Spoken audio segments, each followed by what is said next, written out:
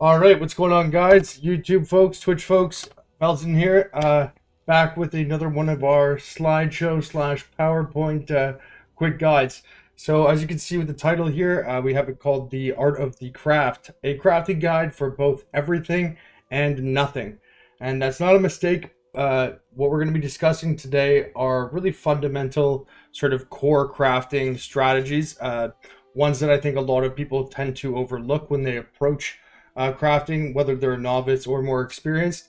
It's something that's become rather evident in the questions I get asked on stream and some of the comments that are left on the YouTube. And so I think that this is some advice that can apply to a new and old player alike, and hopefully you guys get some value from it. Oh my god, my hair looks terrible. All right, this is the only hat that's within reach. We're going Santa Claus, boys. There we go. All right. Gonna make it rain, dear.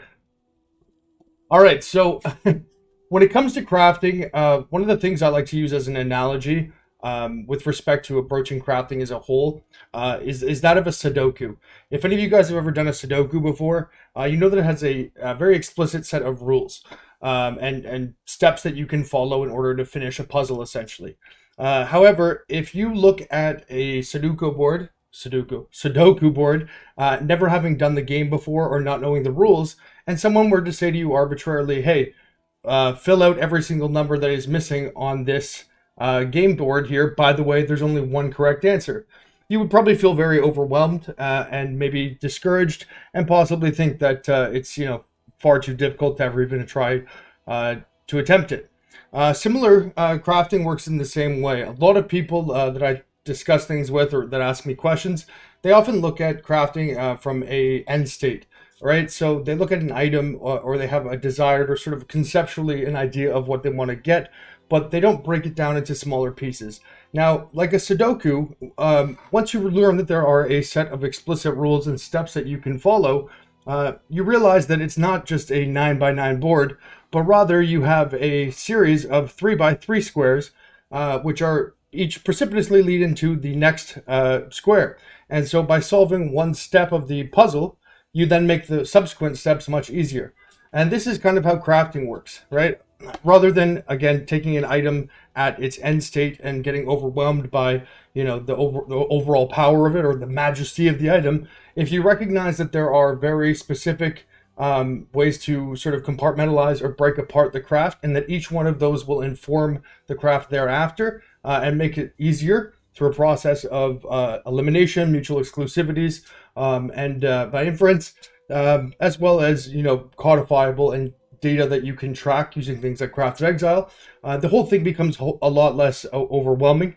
And so today what we're going to do is just discuss basically the approach that I use, and one that I think that anyone who is a crafter who desires to improve their skill set should consider adapting as well. So what you should do is think of crafting as if you were baking a cake. And the purpose of this sort of pre-craft assessment or analysis is similar to that of either reading or creating a recipe for that baked good, right? Now, a sentence like, "the most delicious cake in all the land that all my friends will love. Not too pricey of a cake, though." This is not a very functionally useful way to describe or plan out a recipe, fairly obviously. What you would hope would come of the exercise would be a list of ingredients, in what quantities, and applied in what order. And so too with crafting, we must take this approach. Saying, "I want a mid-ranged wand for streamer XYZ's face or fat clapper build that'll be better than my buddies," although perhaps true, is erroneous and completely superfluous information.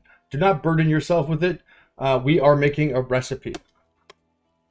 So what's the information that really matters when you break it down? What do you actually need to know, right? So number one, the base item, right? So this would be, I want a spine bow. I want an imbued wand. I want a void scepter, right?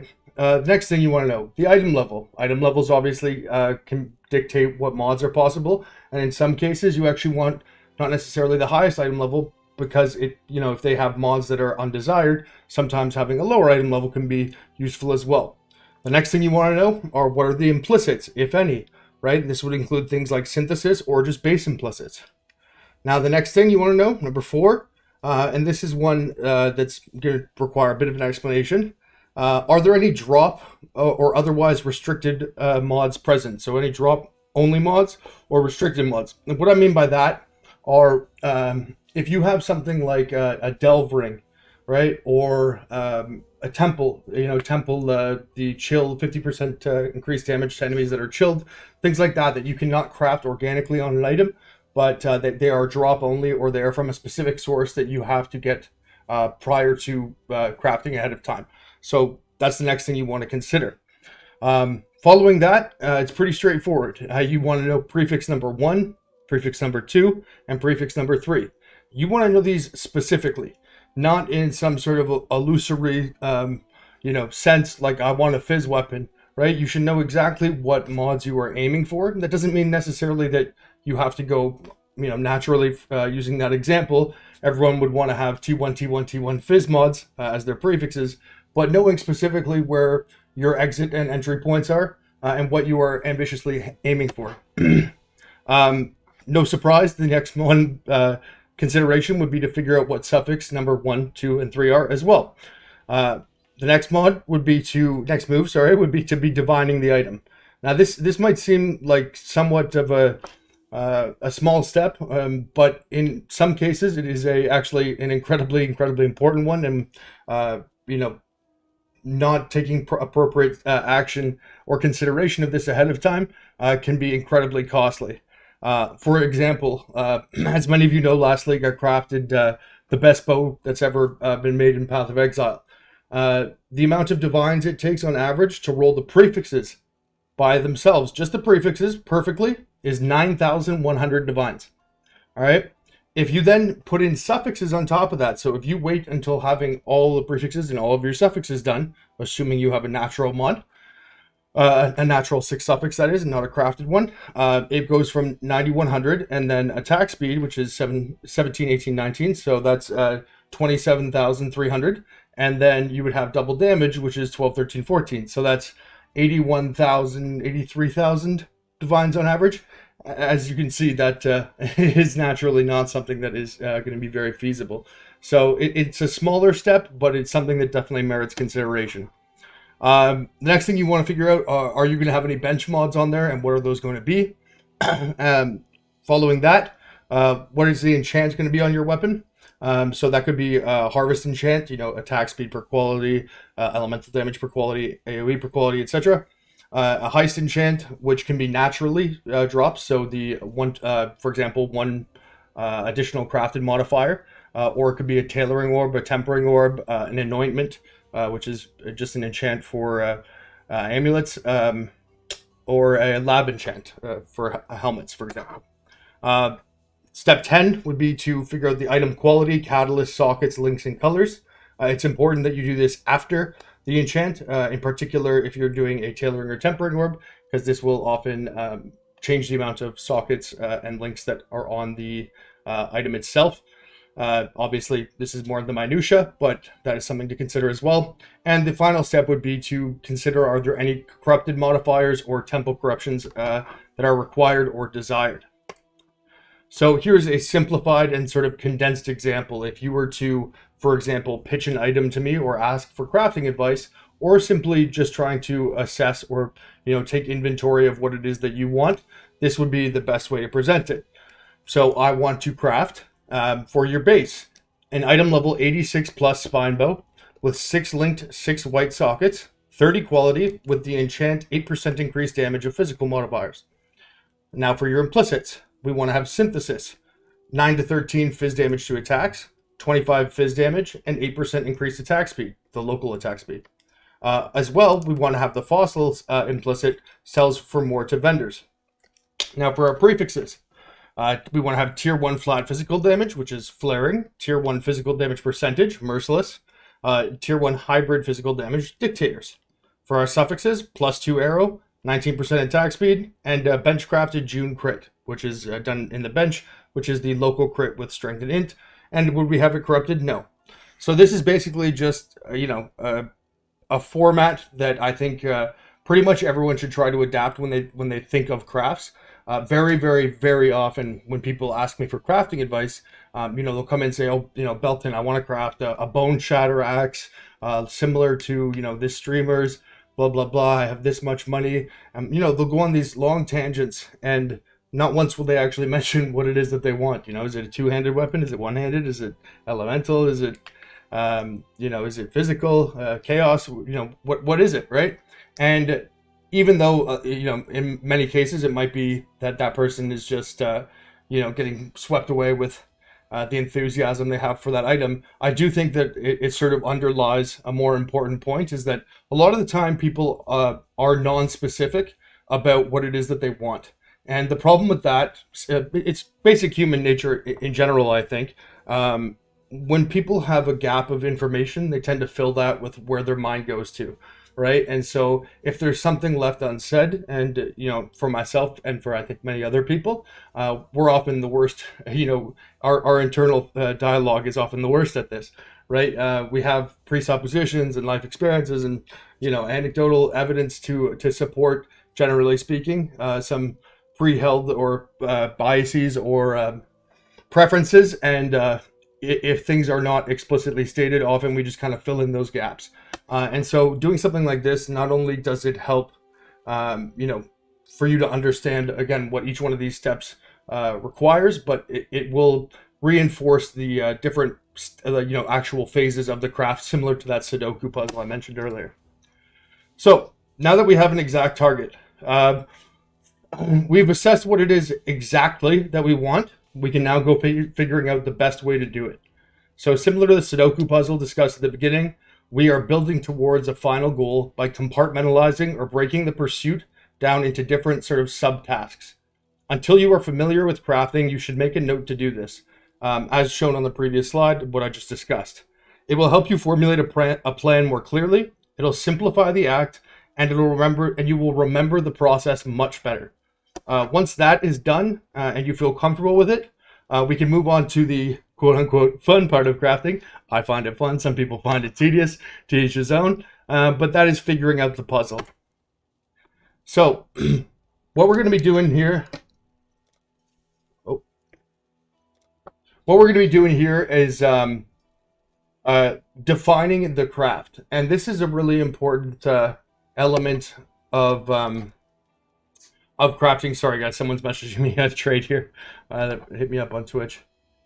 Defining the craft. So crafting in of itself is basically a measure of mutual exclusivities, right? When you take crafting as an entirety and look at all of the multiple options and methods and sort of bases and blah blah blah, it can be certainly rather overwhelming. I don't really feel that way myself personally too much anymore these days, but I know that there was a 3-year gap between Legacy League and I think it was around Ultimatum or Heist, where I was in the military and I came back and I missed like 7 leagues, and now it was like Harvest was there, Blight, Betrayal, Bestiary, all these leagues, right? Many of which had crafting implications, and I remember feeling so overwhelmed because when I had left, there was so much less, and now there's so much more. And each one of these different, stylistically or mutually exclusive, base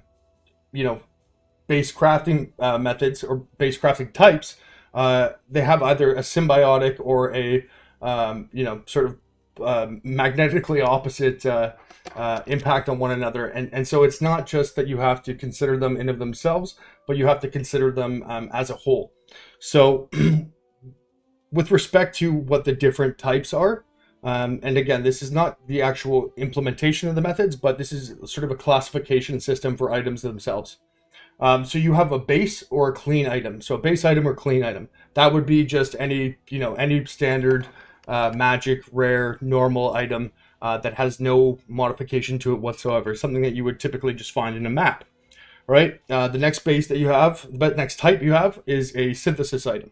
All right. The next one after that is an eldritch item. After that, fracture. Now it's worth mentioning that fractures and eldritch can be used in unison, right?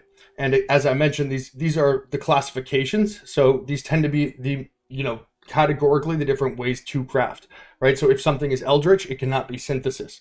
If something is fractured, it cannot be synthesis, right? The next method would be conquerors, which is, your traditional influence. And again, if something is influenced, it cannot be fractured, it cannot be eldritch, and it cannot be synthesis. So you see where we're going here. The next sort of bank of crafting would be corrupted items. Obviously, these have more limitations than other ones, but there are obviously ways to craft them still, with, in particular, with tainted currency. The next classification of items would be mirrored items. Obviously, these are the easiest to to manage a game plan around, because can't do anything with them. Now that there was a caveat to that. Actually, that's not entirely true. You can anoint mirrored items still, and for a period of time in between Sentinel League and I think it was Lake of Kalandra was the next league, you were able to use recombinators on mirrored items as too. However, in contemporary Path of Exile, it would simply be the case that it would just be the anoints.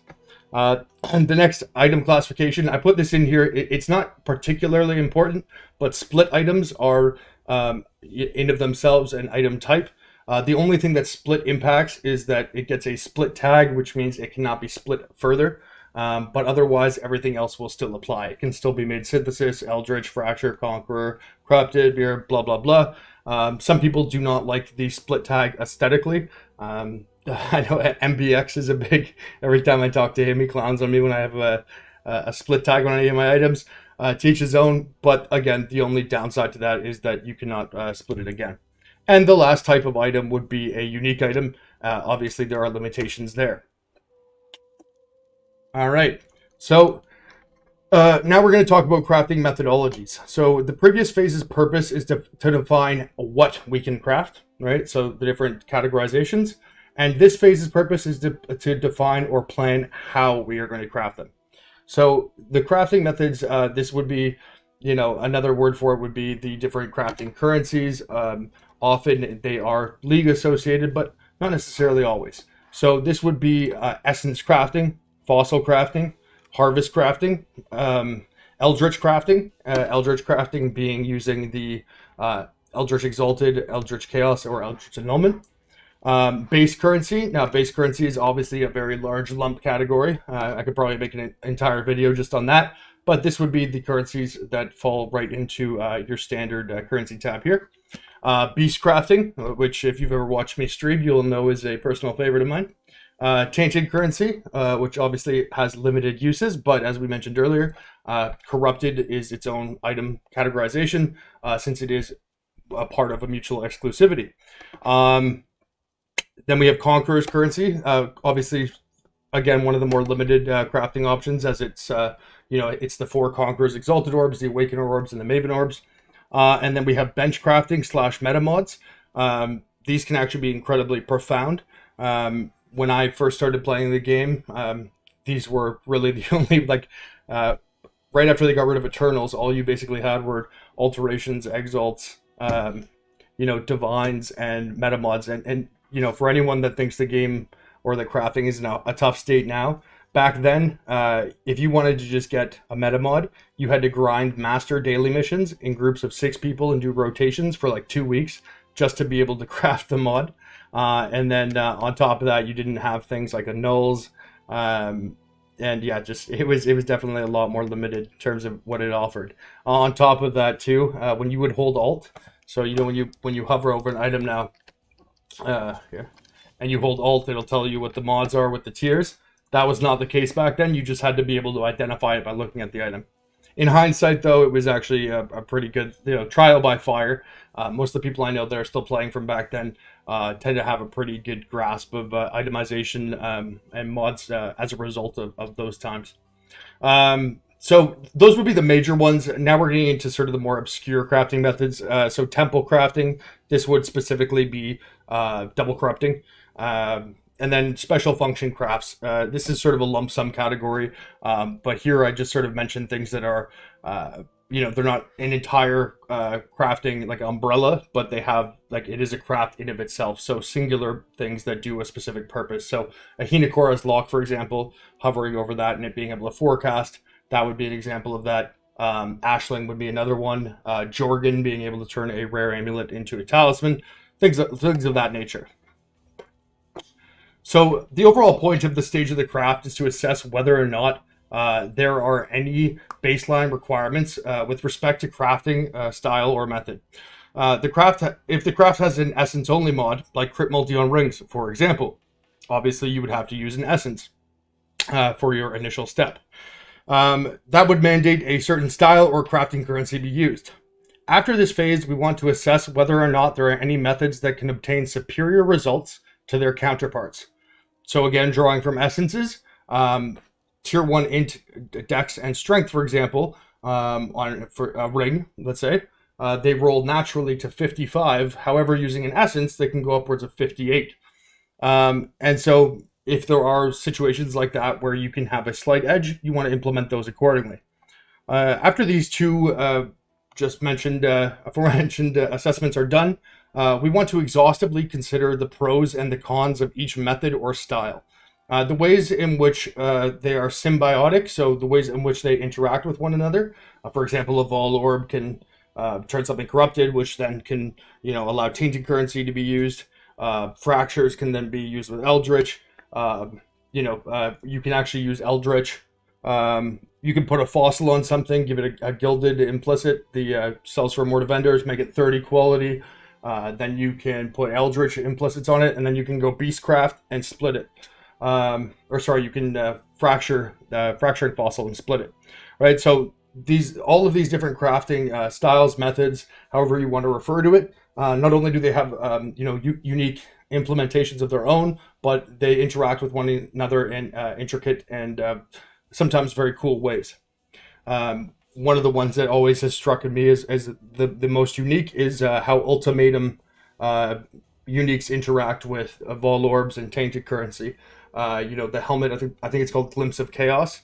If you use a Vol Orb on it, it can turn it into a rare with a completely unique implicit, and then you can use a Tainted Mythic Orb or Tainted Chaos Orb to make some pretty crazy stuff. Strangle Grasp being turned into a variety of different unique Onyx amulets, with the 4 anointments as an example of that as well. So the ways are symbiotic, the ways in which they are mutually exclusive, because again, it's a process of elimination. A lot of crafting. Really, it is like a puzzle. I think the Sudoku analogy is the best one I can come up with. Sometimes you know where to put something, but it can be equally as valuable to know where something cannot be. Right? If you have a bag of, let's say, 100 total options, knowing that there's 10 that you can do is great. But if you know that there's like 50 you can't do, obviously you gotta draw your line in the sand there, and making a decision thereafter becomes exponentially easier. And inevitably, what you want to do is come up with a game plan or an approach for your craft. This process of consideration, it might take some time at first, but it will become second nature. It will become second nature over time, and in the long term, and I assure you of this. It will pay better dividends than almost anything that you can do in this game. So, what's the final takeaway here? Test your assumptions, have fun, and don't be afraid to fail. I know, considering, as I mentioned with the title of this, how to craft everything and how to craft nothing, you'll note that we didn't actually go into any specifics of a craft here, and that was actually purposeful. I often see YouTube videos or content, how to craft X, how to craft Y, how to craft Z. I've done it myself before, how to craft tailwind boots, whatever it is. These things tend to shift with time, the values shift with time, and the optimal way of crafting these things often changes too, because it is not uncommon for GGG to add a new crafting currency or a new method of crafting, even when it's not a currency itself or league related. Pretty much every league. This would be, Hina Chorus locks, I guess, were added, but with the exception of those, this is one of the only leagues that I can think of in recent memory where they haven't done so. But even when they added Vivid Vultures, for example, that wasn't associated with the league mechanic itself, but it was just, a way that they kind of revamped an older crafting system. So, it's a lot, but it's a very, I think, potent and worthwhile undertaking.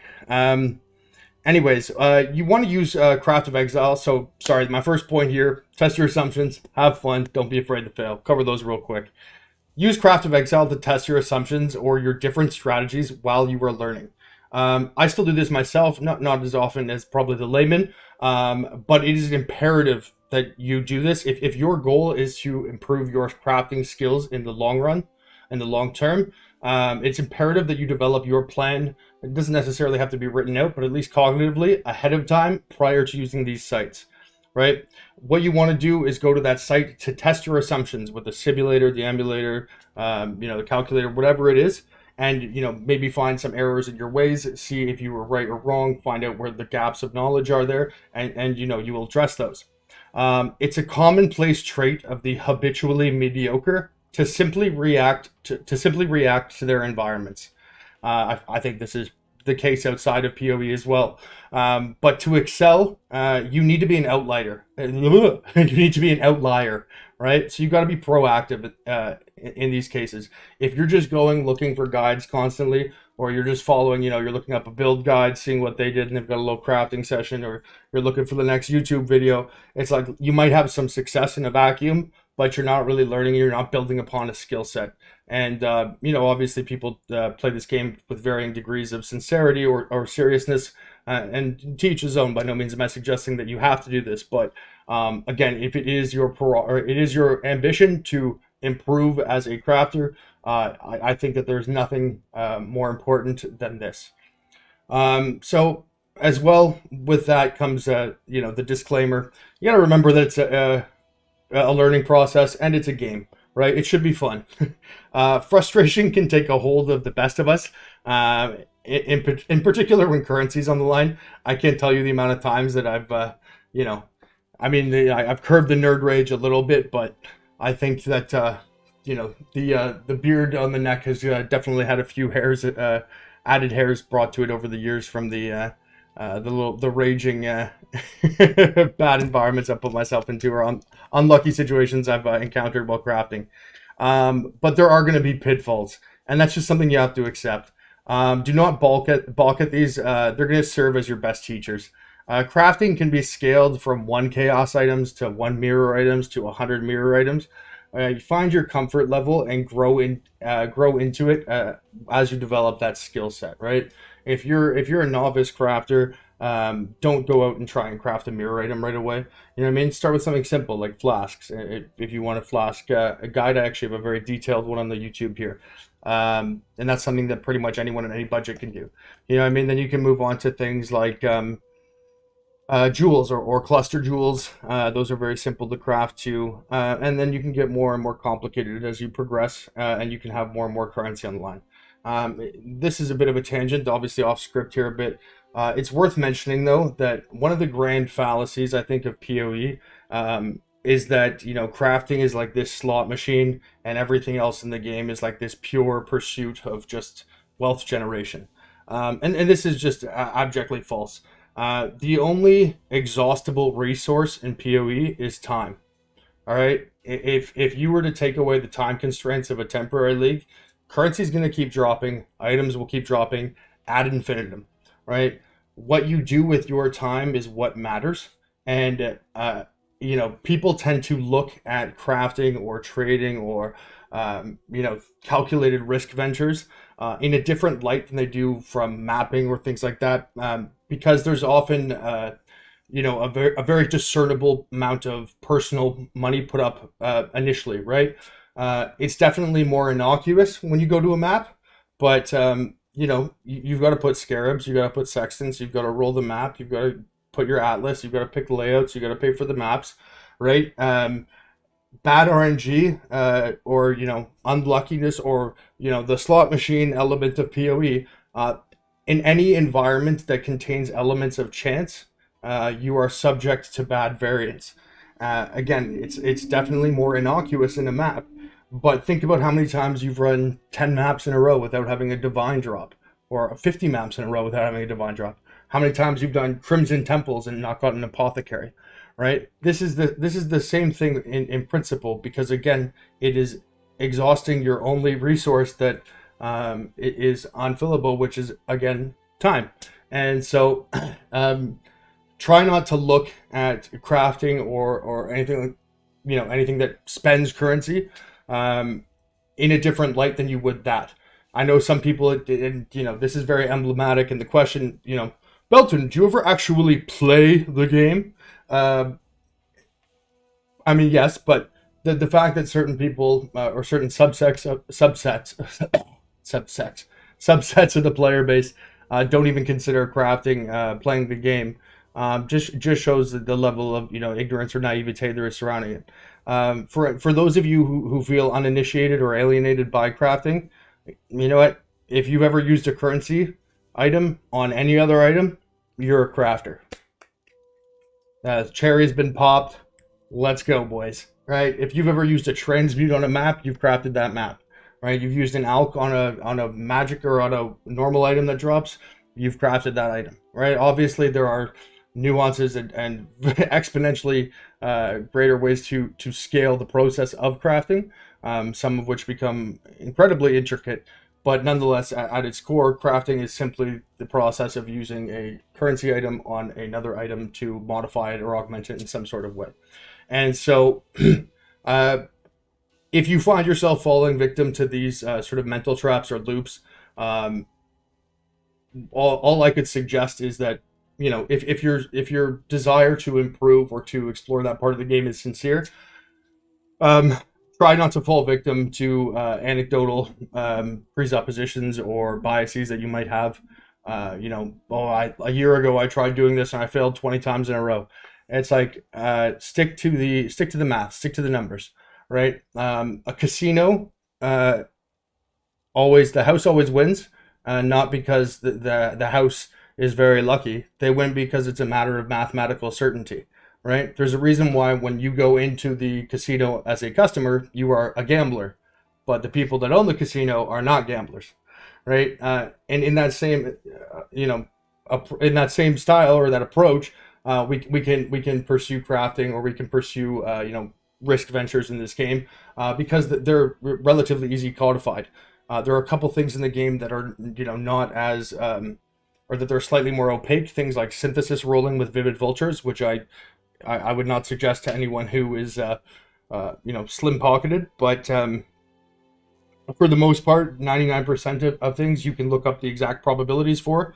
And as long as you're able to calculate the material cost, the probability, and the sale price of the desired outcome, as well as any potential, failures or, half crafts, like things that are worth selling but aren't the actual desired thing that happen along the way, you can find out whether or not you are pursuing a net positive, net negative, or net neutral outcome. And, the grand irony is that's actually a much, much, much more easily measured pursuit than something like mapping is, right? People mention the slot machine of crafting or whatever. There is no greater slot machine or variant task in all of Path of Exile than going into a map, right? You kill a boss that has a loot table, different, right? But if you go into a map, you've got scarabs, you've got sextons, blah, blah, you're looking at one of a million outcomes, right? With crafting, sometimes they're difficult, but at the end of the day, it is still something that you can very much quantify. And as long as you, again, do your due diligence, take your time, it's not something that you should be scared of or balk at. And I assure you, if it's something that you undertake, not only can I almost assure you, you'll find it very rewarding, but I think that it'll probably be the most meaningful pursuit that one can take in this game. Because understanding crafting really has tentacles into every other element of the game, right? Itemization will make you understand builds. It'll make you understand mod exclusivity, what's valuable, what's not, blah, blah, blah, blah, blah. And at the end of the day, PoE doesn't really have a competitive element. And so how one defines success is going to vary case by case. But if you see,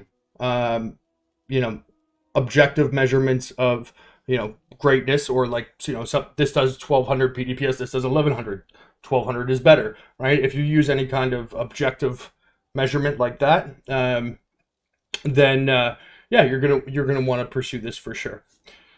So getting back to the script here, find your comfort level as you grow into the skill set. And with that, you're good to go. So I hope you guys enjoyed this sort of introduction or fundamentals to crafting guide that we discussed today. Stay tuned for further episodes where I'm going to go into diving deeper into specifics and more nuanced approaches to this part of the game. If you remember earlier, I mentioned the categories, so synthesis, corruption, eldritch, influence, blah, blah, blah. We might do sort of deeper dives into each one of those more specifically and, kind of sort of like a what do you call it? A word bubble? No, a brainstorm, off of that and just sort of see where that takes us. If you find this content helpful too, please consider subscribing and perhaps leaving a comment or a like. It helps me not to starve. And as well, kind of keeps me motivated. YouTube's actually been really meaningful for me. I think, when I stream, because I stream quite long hours, sometimes people in the immediate can be a little bit inconsiderate at times, and on the whole, the feedback from YouTube is very if it's not always the most glamorizing, it always comes across as sincere, and it certainly keeps my my level of intrigue and passion up. So I appreciate that, boys, and if you do enjoy this stuff, consider throwing that sub down, and I think that there might be some little mind or some little tidbits of knowledge that could help down the road. So with that being said, I hope you guys are having some good luck enjoying the league, and happy hunting. I can't believe I wore this goddamn hat the whole time. Jesus Christ. Anyways, like Santa Claus, we're gonna make it reindeer. Haha. Yeah. And like all other wealthy people, when I get in trouble, I got a Rudolph to bail me out. Milk and cookies? Oh, John Wilkes, these rookies. Plus I got 3 hoes.